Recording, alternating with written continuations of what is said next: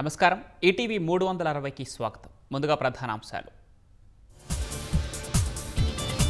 భోగాపురం అంతర్జాతీయ విమానాశ్రయంలో దిగిన తొలి విమానం వరల్డ్ క్లాస్ ఏవియేషన్ హబ్గా అభివృద్ధి చెందుతుందన్న రామ్మోహన్.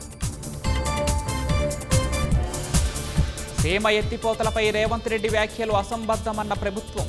కూటమి అధికారంలోకి రాకముందే పనులు నిలిపివేశారని వివరణ. తెలుగును నిర్లక్ష్యం చేయొద్దన్న మారిషస్ అధ్యక్షుడు. మాతృభాషతోనే అభివృద్ధి సాకారమవుతుందని వెల్లడి. 2027 ప్రపంచ తెలుగు మహాసభలకు ఆతిథ్యం ఇవ్వనున్న మారిషస్. భాష పరిరక్షణకు ప్రభుత్వం మరింత చొరవ చూపాలన్న ప్రముఖులు. మదురో లక్ష్యంగా ఆగస్టులోనే అమెరికా ప్రణాళికలు.